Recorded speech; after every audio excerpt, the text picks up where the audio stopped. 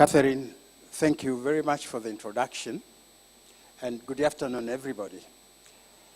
Where is the pointer?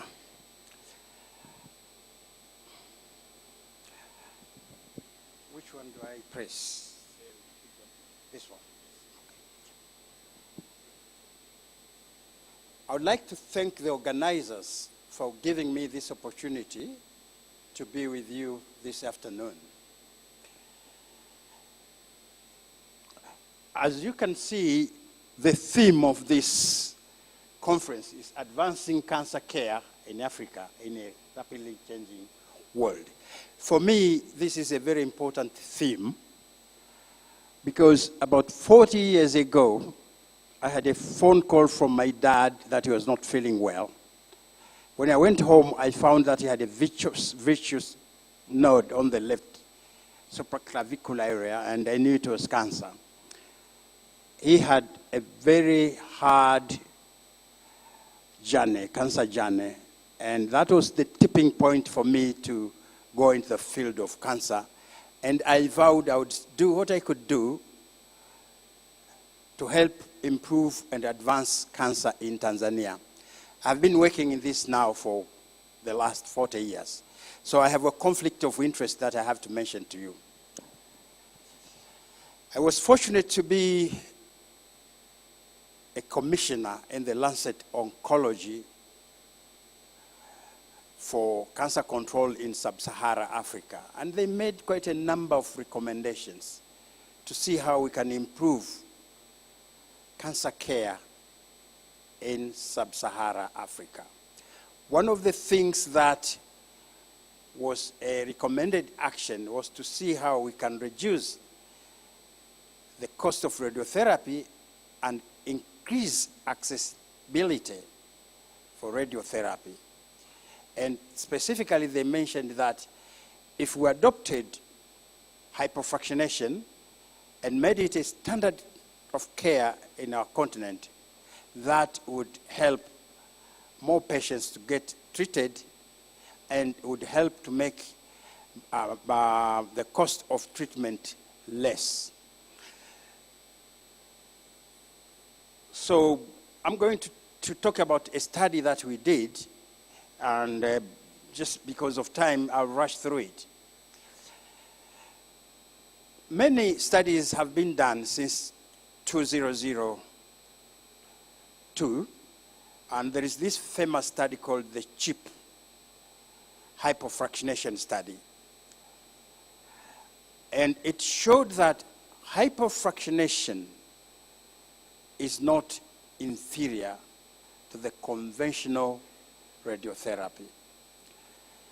And then after that, ASCO and other organizations looked at the evidence out there and made clinical practice guidelines that were endorsed by the American Urological Association and ASTRO. One thing that was troubling us was, why is it that there is evidence, but in Africa, hypofractionation is not yet a standard care of treatment? So I and my colleagues did another study to see if the adoption of hypofractionation guidelines can expand global radiotherapy access. And we did an analysis for breast and prostate cancer. And indeed, there were a lot of savings if we adopted hypofractionation.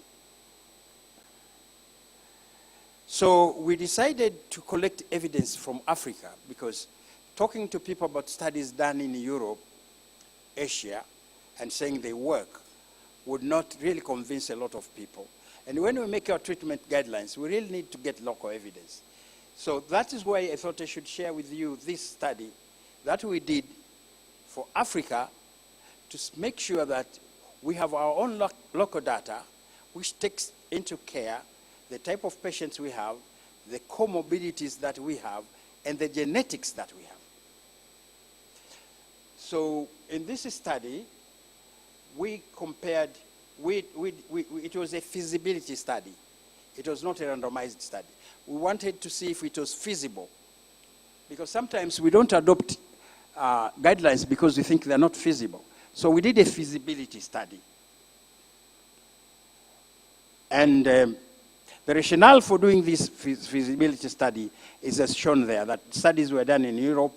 There are already recommendations. We have the Lancet Oncology Commission saying that we can do that in Africa, and we know that we have no study that shows that it's feasible in our part of the world. So we arranged our group, which is the Global Health Catalyst Initiative, Harvard, Johns Hopkins, and some centers in Africa. We decided to do this Hypo-Africa feasibility study. It's a multi-center prospective, non-randomized, phase 2, non-inferiority trial, which was examining hypofractionation for treatment of African men with localized prostate carcinoma. Our sample size was 182 patients. And we decided to give 20 fractions for low and intermediate and give 60 gray, or for those that we thought were high risk, we gave 62, but in 20 fractions. So if you compare 20 fractions with the conventional, which is 30, 34 fractions, you can see that the patient machine time is going to be less, patient inconvenience is going to be less, and cost is going to be less. We had endpoints, and we had to do what was in our protocol. This study we did was involving centers in Tanzania, Nigeria, South Africa, Uganda, and we had 2 gentlemen from the US and Netherlands in this study with us. Before we did the study, when the centers had met several times, we arranged to have a survey to see what was available in our centers. Specifically, did we have capability to do IMRT? Did we have capable physicists? Did we have Linux? And when we got the results of that survey, we found that there were a lot of quality assurance issues that had to be addressed before we could do this study and be able to publish it in any peer-reviewed journal. So once we have said radiation quality assurance is critical to be addressed, then we enlisted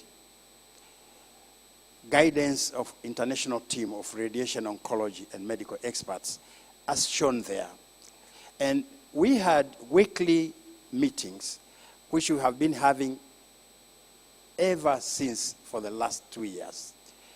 And they addressed mainly physics, dosimetry, and also quality checks during the treatment. The patient demographics, the 182, are as shown there. And you can see that the median age for all sites was 51 to 81. And we had fewer than the intermediate and higher risk groups.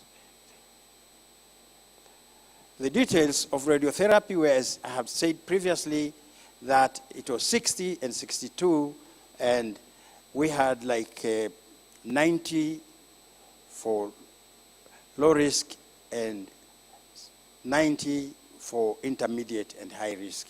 And you can see the contribution from the other sites.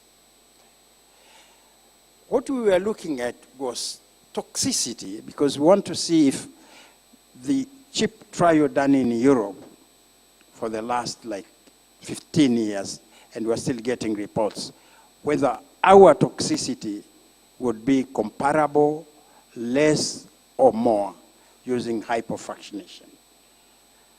If you look at the CHIP study, when they looked at bowel toxicity and also bladder toxicity, you find that, as a matter of fact, the reported toxicity in our group was a little bit less than that in the CHIP study, or very comparable, which means that treating with hypofractionation in our setup is feasible.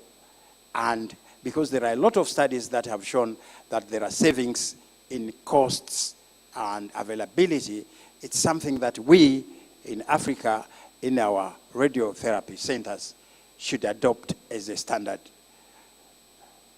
for care for radiotherapy patients. Before we did the study, we also had another survey to ask centers in Africa whether they practiced hypofractionation for prostate cancer.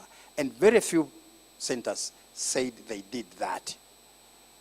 Then the question is, why? If there is already that evidence there, why is it that we want to improve the care, we have very limited resources? Why is it that we cannot adopt it? What is the barrier? Why do we collect evidence, but when we get evidence, we don't implement what we have received from evidence?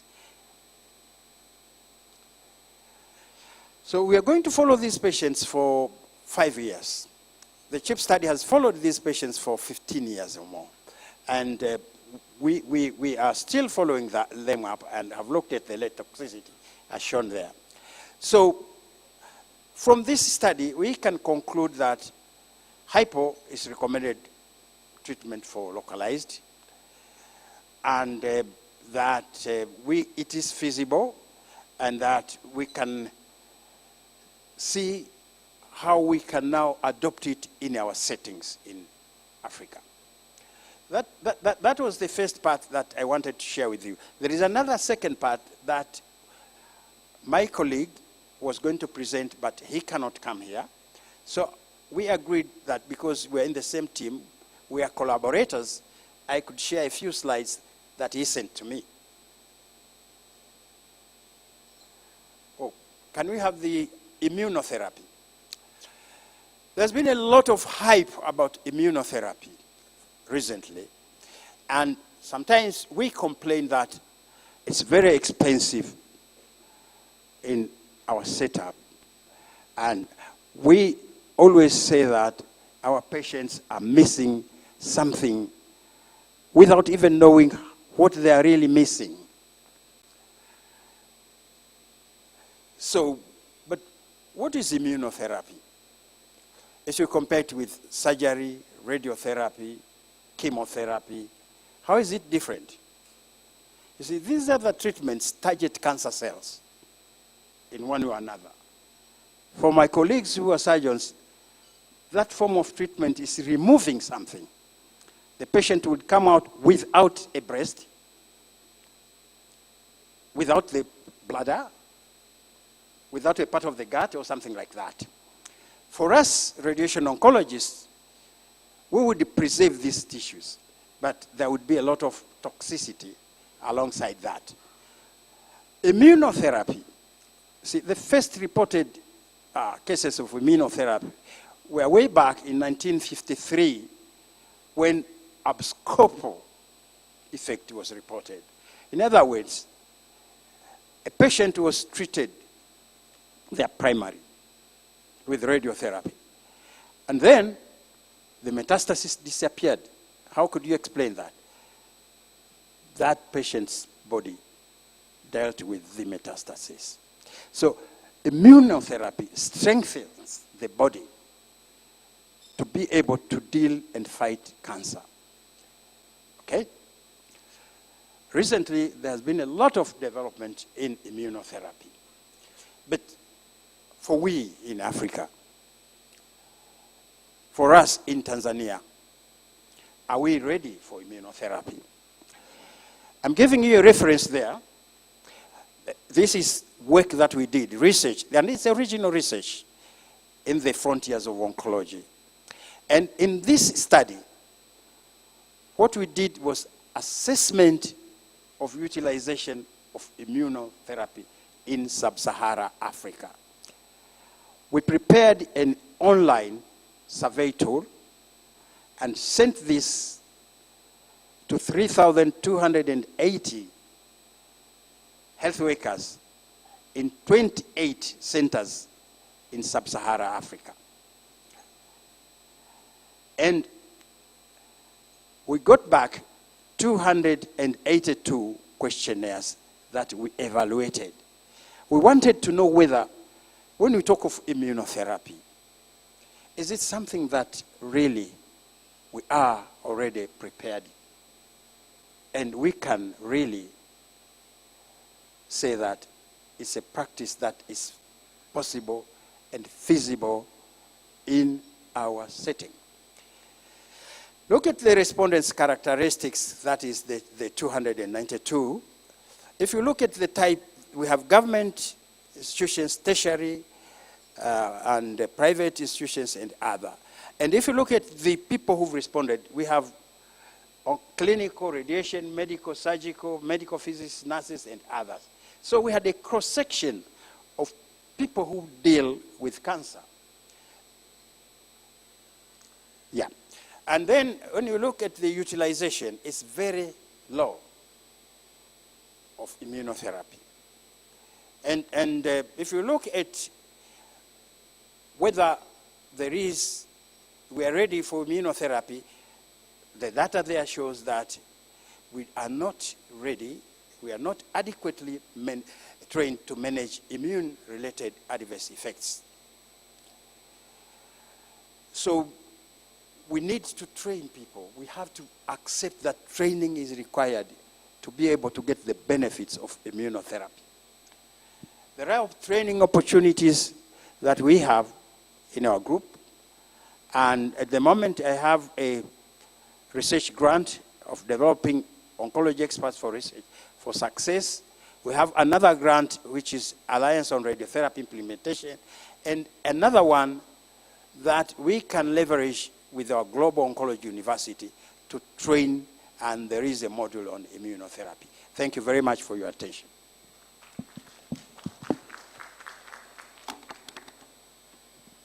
Thank you very much, Prof. Twaleb. So for the sake of time, before we release Professor Twaleb, you have to take questions and answers for him, and then we can release him. He has to catch a flight. So we'll take questions for him.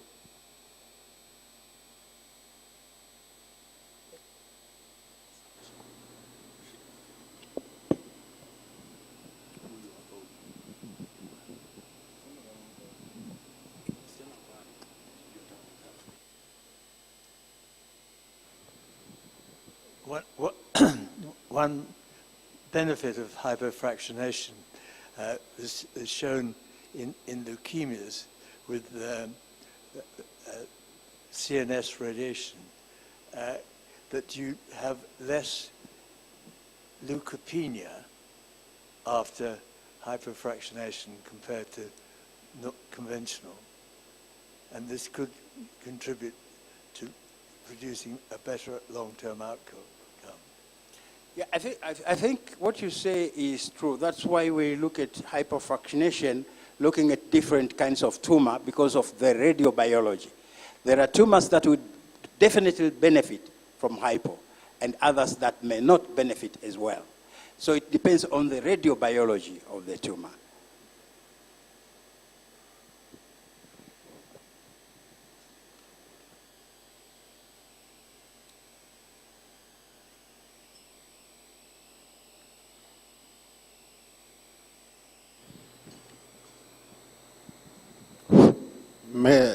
That was a nice presentation.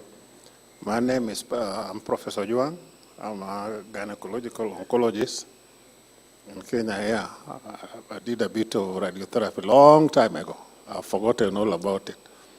But I still remember a study we did on fractionation in patients with cancer of the cervix when we were trying to find out what type of radiation is good for them. We published that paper a long time ago. But my question is this type of fractionation you are talking about, would it be the same compared 10 years ago and now?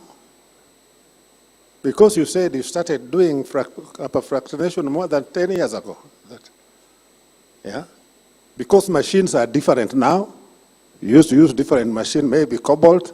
Now you are using another one, very high-powered machines. This hyperfractation will be the same during that time and this time. You know, one thing I mentioned is quality assurance. Radiotherapy, you can talk about radiotherapy, you have a machine, but the quality of radiotherapy you're giving, the assurance that if you're going to give 2 gray, it's really 2 gray, is very important. And if you have the machines that we use nowadays, these machines are a lot better than the older machines in terms of being more precise. And as I said, for this study, we needed machines to have capability of IMRT, which was not there that time ago.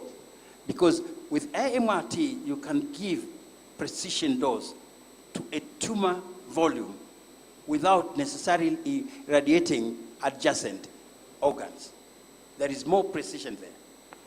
So 20 years ago, maybe it was not going to be as effective and with less side effects as today.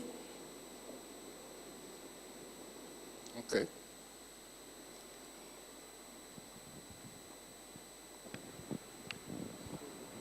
So just to add on, Prof, thank you for that good presentation. The thing is we are getting more and more bolder using hypofractionated treatment as the technology improves. Thank you. Thank you. Thank you, Prof. Yeah, and we look forward to seeing you again. Yeah, a round of applause for Prof as he leaves the stage.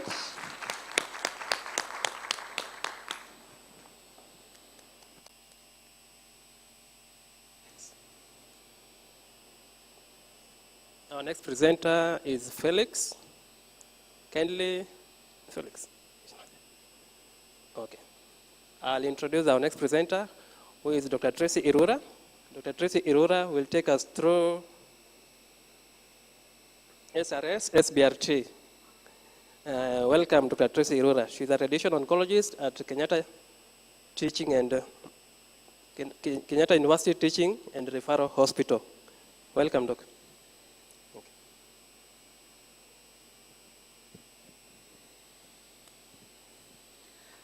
Thank you very much, Dr. Okumu, for the lovely introduction.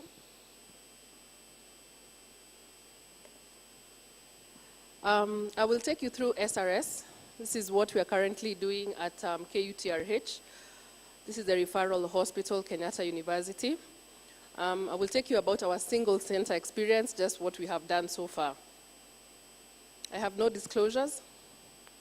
This is mainly my outline. I will talk about the machine itself, some of the applications of the CK, and the data we've collected so far. I hope to present more mature data in the next KICC conference.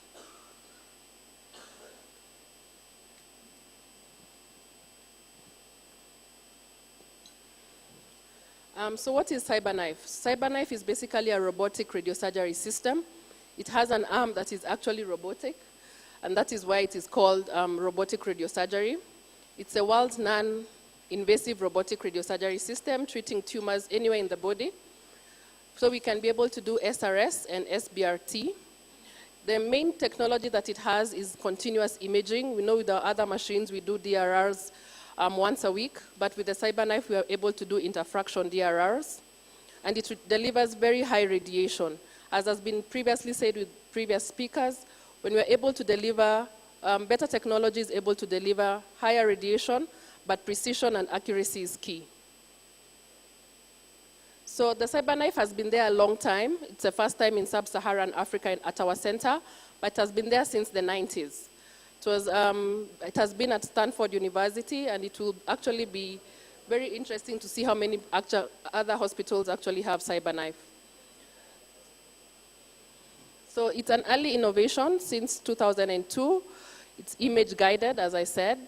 Sometimes, especially for SBRT, we need to put in the fiducial markers so that the machine is able to get to where we call it synchrony or tracking, so that the machine knows exactly which tumor we are treating, including areas like the spine, the lung, the liver, pancreas, and prostatic tumors. Precision is key. So because of this, it has sub-millimeter accuracy. We are able to minimize radiation side effects and treat the tumor with very high radiotherapy doses. It brings together both non-complanar and planar treatments anywhere in the body.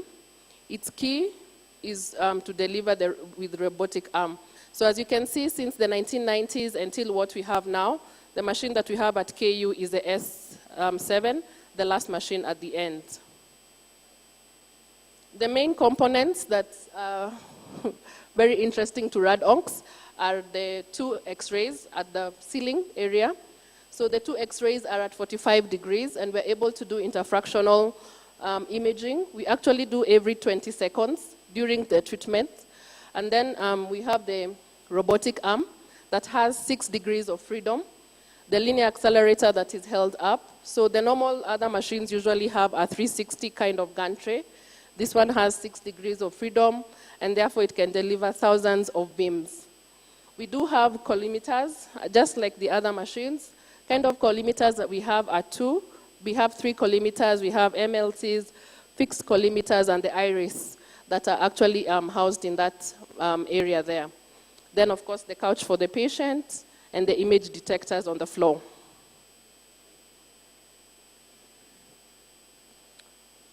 Radiation is delivered through many beams at different orientations. We can do up to 1,200 beams because we have 6 degrees of freedom or 6 axes the robotic machine can do, and therefore it can do up to 12 different angle approaches at each node.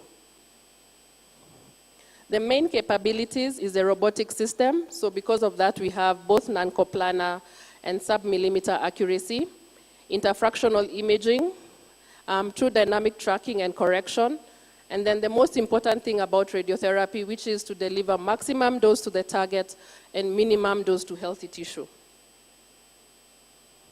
This is what the non-isocentric treatment looks like. You can see we are trying to target one area using very many beams. The broad applications, what we are doing now is intracranial radiosurgery, but we can also do extracranial things like spine, lung, liver, prostatic. It's fractionated radiosurgery, mostly 25 in 5 or 30 in 5. And we have a lot of papers that we actually look at.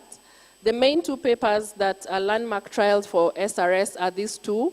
And these are the ones that actually brought SRS into the limelight, mainly for patients who have metastatic lesions that are most of our patients, metastatic brain lesions.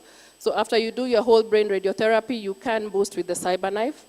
Or you can actually decide to not do the whole brain radiotherapy and do the SRS. So these are the 2 papers that have recently come out showing that there's actually an OS with this. Of course, the most important thing is neurological function that we are able to keep when we do SRS. Some of the benefits to the patients is the short treatment time. I know patients are always looking for the shortest time that they can be treated. So SRS, we do it within the 5 days, just a week. There's no surgery or any hospitalization that we do, but we do give these patients, because most of them already come in with ICP, we do give them treatment for ICP, but we don't hospitalize them unless they're from far and they need a place to stay. Basically for accommodation, we do have an area where we can accommodate them. There are few treatments, we only do 5, and the side effects are minimal. Most of our patients walk home as soon as we finish treatment. So the main differences between CyberKnife and traditional radiotherapy, mainly the targeting. CyberKnife is sub-millimeter accuracy. Treatment duration is just a few days. We're also able to do just 1 fraction, depending, of course, on the indication. The procedure is still non-invasive.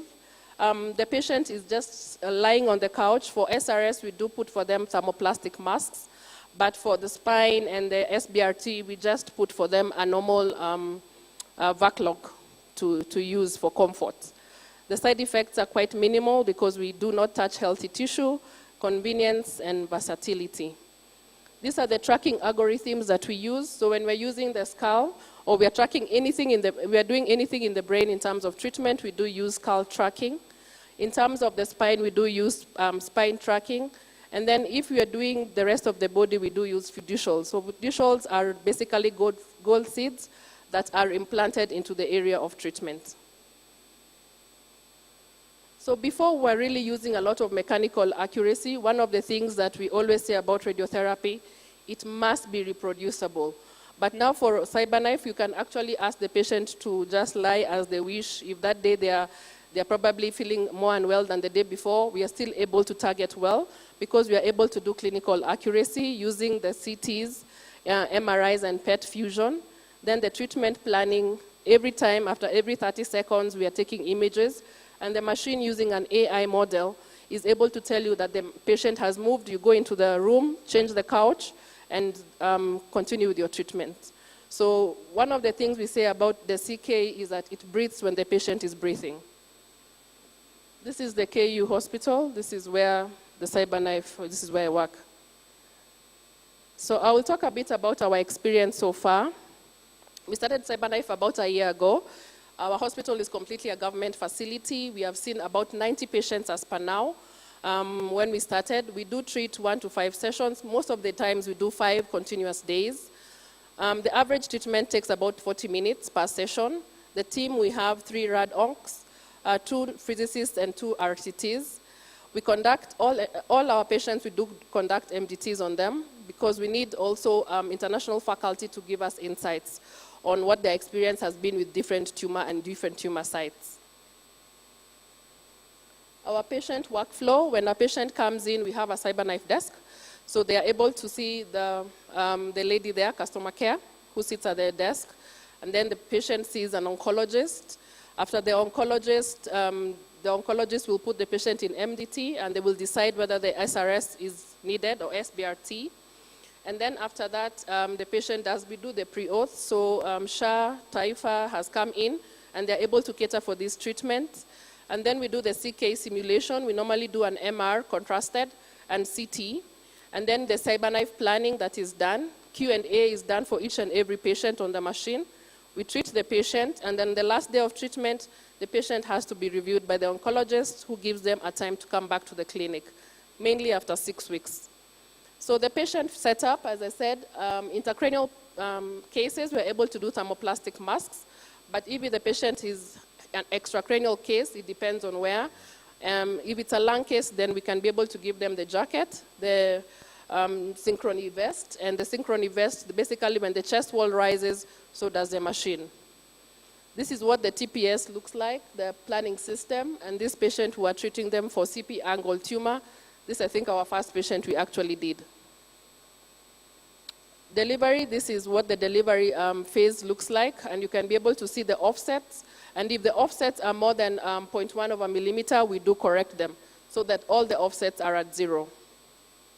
The main challenges we've been experiencing with CyberKnife, of course, is fiducial marker insertion.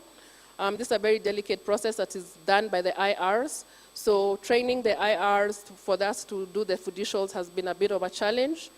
The skill and training requirements are still quite high. Every other day there is some new paper that you need to read on. So skill and training requirements are quite high. Integration of various departments. We need support from cath lab, radiology, neurosurgery. So we have to work with schedules of different departments. And patient suitability and selection. When we first marketed the CyberKnife, all patients were coming through, not understanding the indications. So, of course, I'm always telling them about indications, that we are not treating things like craniospinal irradiation is quite challenging. Some of the data that I will present, this is what we've collected so far. We've done 90 patients, 26 of them have been, 64 have been female and 26 have been male. This is the data. The age variation, most of our patients have been within 41 to 60 years of age. And those are majority of our patients, about 45%, which is expected because of some of the indications of this CyberKnife. The referral pathways we've been using, most of the patients are coming in from the neurosurgeon, so surgery is not an option at that point. The diagnosis charts. So the main diagnosis is metastatic brain. So patients who have cancers elsewhere with brain mets. This is about 28% of the patients so far. And then meningiomas, WHO grade 1 and 2, about 26. Low-grade gliomas, these are patients who've had surgery before and for some reason they don't want any more surgery. But for these patients, of course, the follow-up is quite close. But this is what the chart looks like so far. So this is just a pie chart of the diagnosis. So what does the future look like, especially for CyberKnife in our African setup? I think it is a good machine in terms of its non-invasive, the precision and minimum side effects. The focus is mainly the patient recovery. It's quite quick. The patient will just wake up, probably just dress up and go home. And as technology advances, CyberKnife is something that we'll see, or SRS, even if we are doing it on the linear accelerator, is definitely the way we are going in terms of radiotherapy. For KU, we are looking into benchmarking with a few more centers and mainly doing a bit more research and coming up with a bit more data. We're actually doing a research on brain metastasis with the team at KICC so that we can come up with the African data and see what that looks like for us. So this is the machine. These are the people I gladly work with each and every day.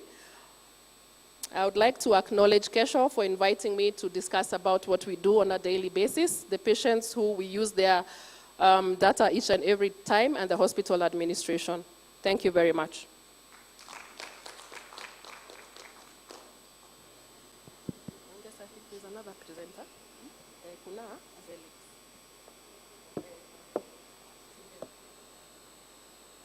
So thank you so much, Tracy, for that good presentation. And I mean, for KU setting the pace for Africa, we are proud of the achievements and having this CyberKnife. And you've clearly gone through the indications and the work you are doing. I just have one question about the patients with brain metastasis. How is the outcome so far? So I would say that patients with brain mets, we do have a maximum brain mets we can treat. The data says up to 10, but for us until 7 is what we are doing CyberKnife for. So the outcome is good in terms of neurocognitive function, better than whole brain metastasis. The only problem is that you really have to follow them up very, very closely. If you get a new lesion, you radiate it as soon as you see it. But the outcome is much better because of neurocognitive function. Okay, thank you. Understand we have another presenter, Felix.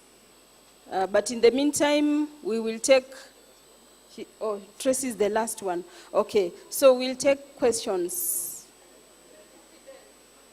Fidel, okay. Yeah, let's take a few questions. No questions?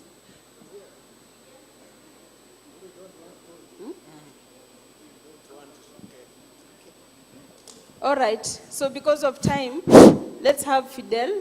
You'll introduce him? I have a question. Okay. Yeah, because she's asking who has a question and he doesn't want. Anyway.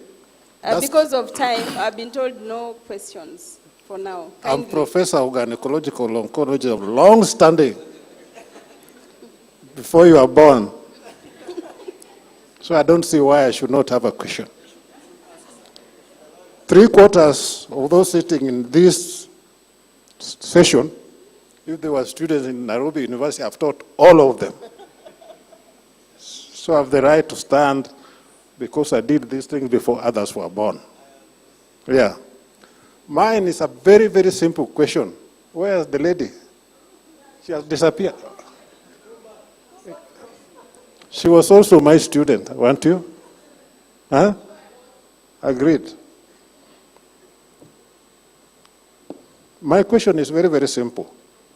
The way I know Kenyatta University and the way I know radiotherapy, yeah, I'm sure probably you have not reached a learning curve on that CyberKnife.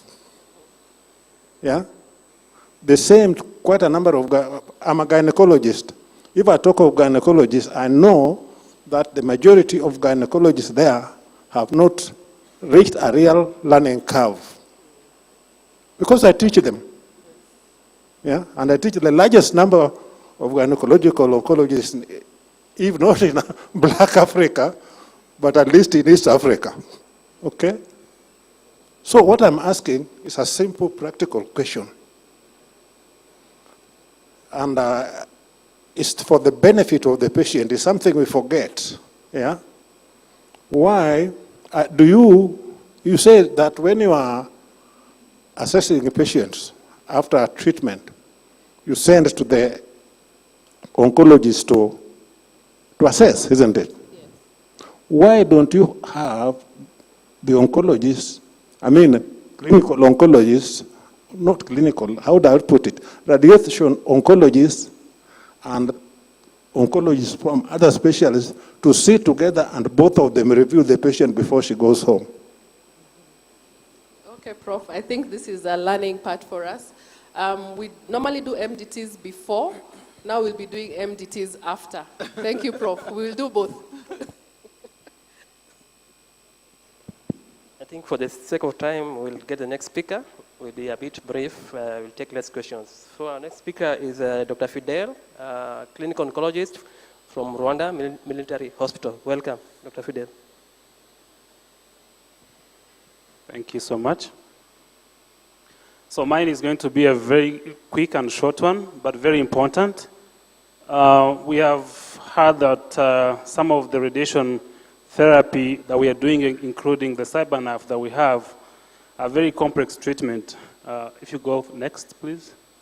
So they are very complex treatment that Prof was saying that needs, great. So Prof was saying that needs multidisciplinary approach. So mine, I'm going to talk about the peer review in radiation therapy, which is kind of the same as the MDTs that we do with other disciplines. But here we only do for radiation oncology team, including radiation oncologists, medical physicists, and our RTTs. So I'll be presenting data from a paper that we published in the Red Journal, talking about the status of peer review in Sub-Saharan Africa region. So as we speak now, this is something that I got actually last night. In Africa, we all have 34 countries with radiation capacity right now. And these machines, or the capacity is distributed in 270 centers with a total of 453 external beam radiation machine and about 94 brachytherapy machine. And among the 34 countries, only, 29 countries are in Sub-Saharan Africa with, as you can see, distributed in only 127 RT centers and with a capacity of 205 machines, EBRT, and 50 brachytherapy capacity. However, these 50% of these are in one country, which is the Republic of South Africa. And even where these machines are, there is continuous breakdown and other issues that we all know who are practicing radiation.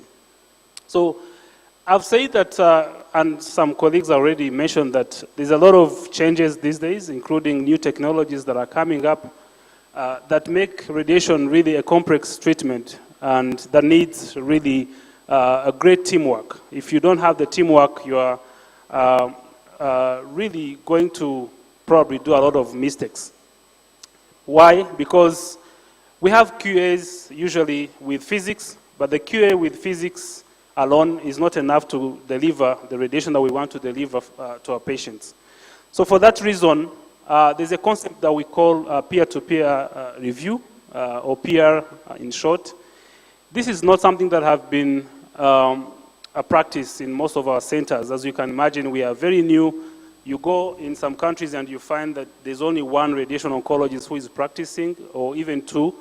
And most of the time, we plan, we deliver, we follow patients by ourselves without really consulting our colleagues. So peer review involves evaluation of the colleague's work. So if I'm contouring the patient, then I share with my colleague to look at my contours. The organs at risk well contoured, the targets well contoured, and is the really prescription well in line with the guidelines that you have, whether locally or internationally or regionally. So peer review is something that has been recognized and been approved and practiced in some centers, especially high-income countries. But as by the time of this publication, we didn't really have any information about the status of peer review on the continent. So the objective of our project was really to characterize the peer review status in the region and see and identify what are the barriers that are there. So this was really a survey that we sent out to colleagues on the continent. We used the AOTIC, which is the African Organization for Research Training in Cancer, and we wanted at least a response from each radiotherapy center on the continent. We intentionally removed South Africa. As you can imagine, the disparity that is there probably couldn't be representative of the whole sub-Saharan African region. But we encouraged really not one person to respond to the questionnaire, but a group of them. So the results of our findings is that we got responses from representatives of 31 RT centers on the continent, representing 53% of them, with 76% representation of all the countries that have capacity, that have radiotherapy capacities. So we asked several questions. I encourage people to read the paper because it's now available in the Red Journal. But we wanted to look at the capacity of centers in terms of treatment. Majority of our respondents, about 32%, treat between 500 and 1,000 cases on an annual basis. And in terms of the technologies people have, you know, people have been mentioning that Cobalt, IMRT, 3D, VMAT, and now the CyberKnife. We have several technologies as well that help us to plan our patients. So majority of respondents show that there's a move, and this is actually even evident, that there's a move from the old-fashioned technologies, Cobalt, towards the new technologies we have had with CyberKnife and others. So going into the peer review itself, we found out that 77% of our respondents actually have some sort of peer review process going on in their centers. Some of these are really timetabled in their working plan. So it's not really something that is ad hoc or just happens because there's a complex case, but it's something that really is in their plan, their working plan. They have this on a planned basis.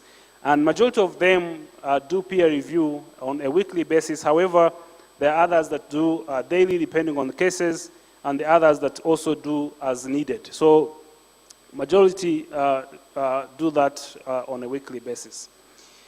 So peer review, and our colleague was saying that there's a pre and also post-treatment peer reviewing, or MDT. Majority of our respondents do a peer review process before treatment, which is ideally the case, how it should be done, but where challenges are, people do it even after a few fractions of treatment. So in our study, we found that majority did this before treatment. So in high-income countries, there is a move, or even now is a practice where people are treating patients based on the disease site. So you find that I'm a radiation oncologist, but I only treat GI cancers. And for that, you find there is also peer review process for only one disease site. So we also inquired about that, and majority on the continent really do peer review. For those that are doing it, they do it as a general peer review. So they see all the cases in one meeting. But there are others that also do it on disease-based case. Looking at what is done, so if you are in the meeting and then you suggest that the treating radiation oncologist has to do something, whether it's changing the contours or whatever that is recommended, do they really go and do it? And what we found that is half of them do, but others actually, you meet, you talk, but there's nothing that is done. And when you look at the changes, so we classified several changes as minor changes or major changes, and what we found is that plans that are done in the 31 centers that we reviewed, majority, they are equally distributed. So some do suggest minor changes, others do suggest major changes, which affect, the treatment that we are delivering and ultimately the outcome of the patients that we are treating. So we a little bit inquired. There was just a question that was inquiring what would be the barriers and also the facilitators to sustaining and for some centers to initiating the peer review. And majority of the really challenges that, as you have seen, majority of ROs see a lot of patients, so there's a demand. When you look at the time they have and also the cases they have to review are not really well distributed, so people have to not do peer review because of the lack of time. And some centers, as I mentioned, have only one radiation oncologist or two, and they are not able to sit and really review these cases. So as I conclude, our findings are showing that there's a high rating of a peer review process in sub-Saharan Africa. However, there's at least few challenges that are still there to sustain this, given the challenges that I just mentioned. And there's a need to really recognize that peer review is important and again, implement this going forward. And for this reason, we are now enrolling a new study that is looking at the actual peer review, how many cases are done, which type of cases are mostly peer reviewed in this. And we hope that as we enroll new technologies on the continent, we are doing so in parallel with also peer review. And with that, I thank you.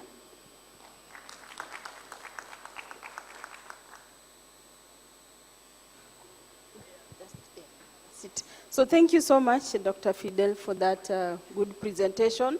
And for interest of time, we'll only take one question. Okay, your hand was up first.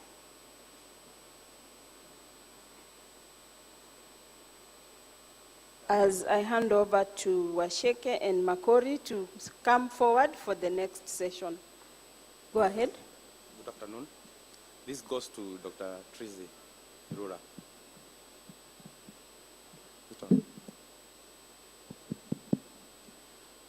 You've mentioned that the current intervention, that is cyber knife, has less side effects.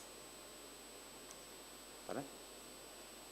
You said it has lesser side effects. In terms of skin reactions or radiotherapy-induced dermatitis, have you seen any reduction compared to conventional or the previous, or what we are currently using in the facilities? Thank you. I think the main advantage with CyberKnife is that we can do very many beamlets. So because we can do up to 1,000 beamlets, we are able to put in many, many beamlets. So I have not seen any dermatitis or any hyperpigmentation brought around by CyberKnife. The main reason why it has less side effects because of precision. So it completely avoids the normal healthy tissue and just targets your target at very high doses. Thank you for your question. So thank you, my co-chair, Dr. Okumu. Thank you all the presenters for your amazing presentations. And thank you the listeners for being there. So let's give them a round of applause as they leave the stage. Thank you. So we are moving into the next session.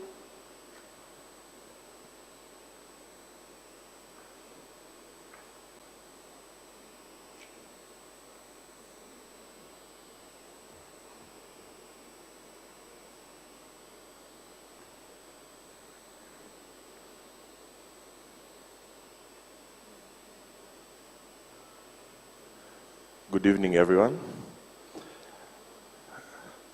Good afternoon. Okay, I think you're still not asleep. I know it's been a long session, but we want to go to the next part of the conference. So I'd like to welcome Dr. Harish. Dr. Harish is a functional imaging, so he's a nuclear medicine physician at where I work at KUTRH. He's going to talk about functional imaging in lung cancer. Karibu, Harish. Thanks, Dr. for the kind introduction.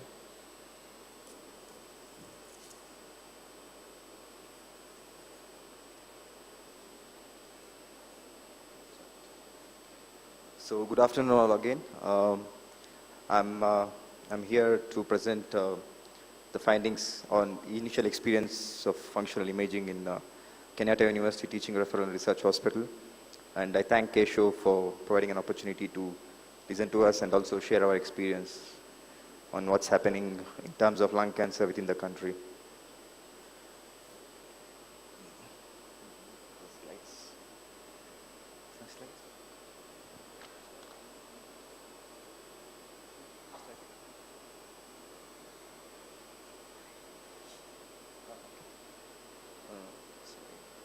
So this is where I work, the Integrated Molecular Imaging Center.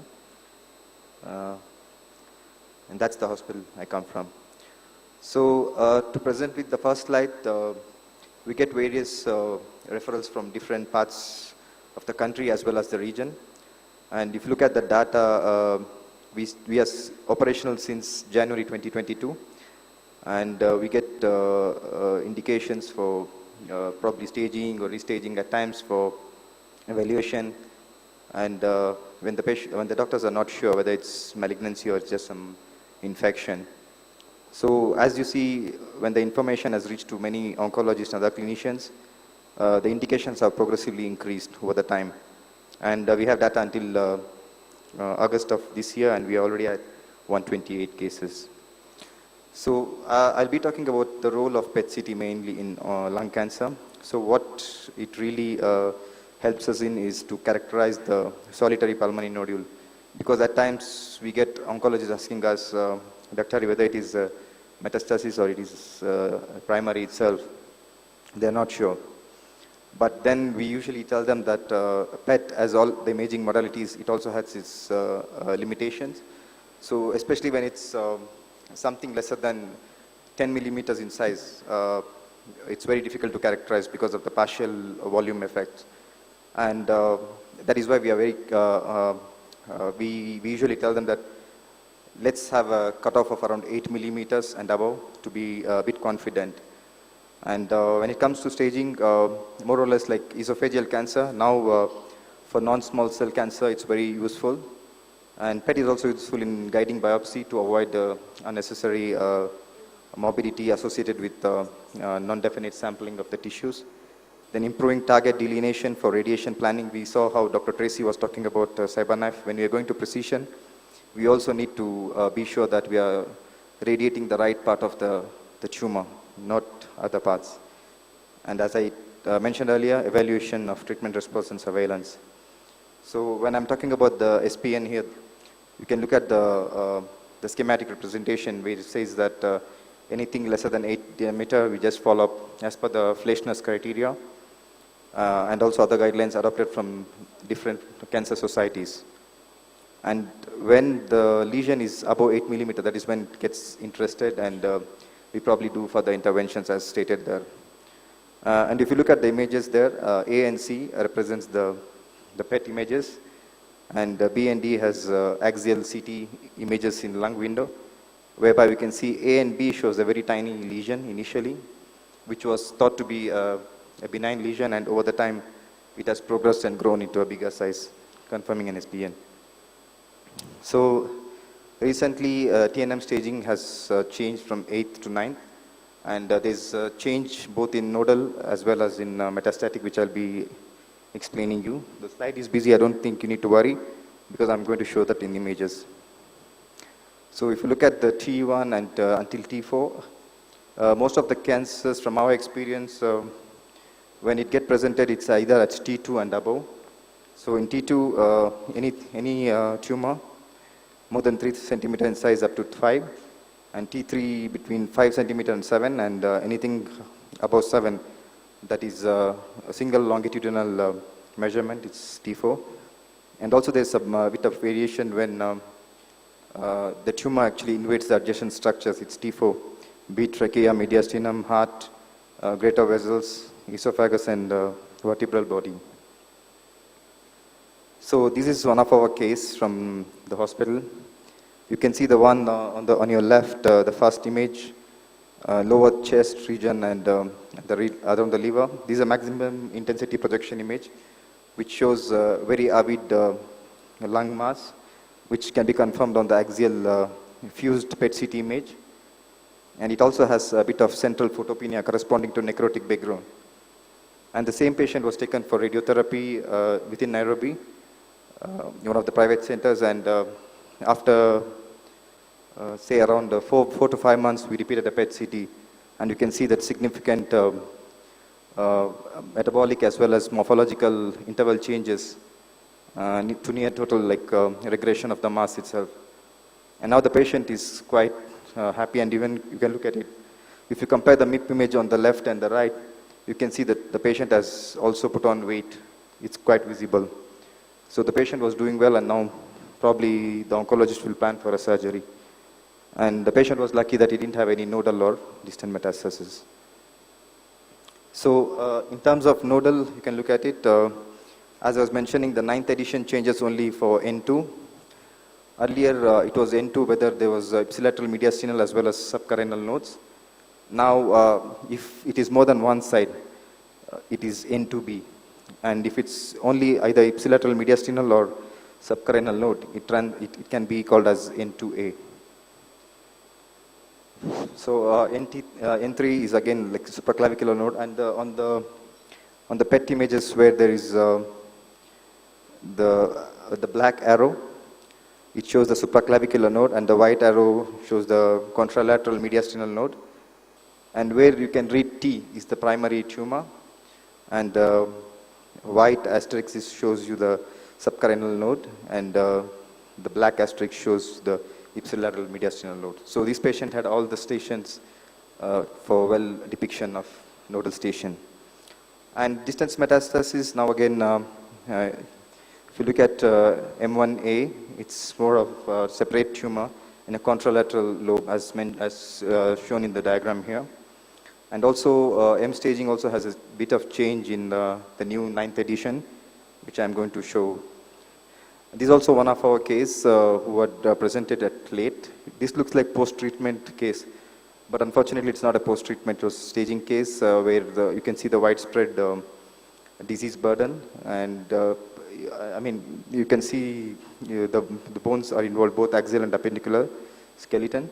And on the axial image, fused image, I wanted to show the adrenal gland metastasis, which is enlarged in size and shows a focal uptake, which was confirmed to be metastasis. So now M stage, I was talking about the 9th edition change. Earlier it was just M1C. Now M1C1 is if multiple extrathoracic metastasis in a single organ system. And if it is called M1C2 if multiple extrathoracic metastasis in multiple organ system. So that's the staging. And also what we encounter in our setting is something called as lymphangitis carcinomatosis. As the name suggests, the tumor is spread through lymph pathway. And we usually see this commonly in 3 kinds of cancer. One is adenocarcinoma of the lung, breast, and also stomach cancer. So it's also quite important to make a diagnosis, because if you miss out on these things, then patient can rapidly deteriorate. It's worth of mentioning it. Also the challenge, especially when we see the post-treatment changes, is infection. So the drawback of PET is not all that glitters is disease. So at times, you might find inflammatory changes and infection taking up the activity, as it's shown in one of the axial image. And only in cases when we feel it's very tricky and it's indeterminate, that is when we ask for a biopsy, so that we don't end up asking biopsy for all the patients. And another role of PET, earlier when the biopsy was done just based on the conventional imaging,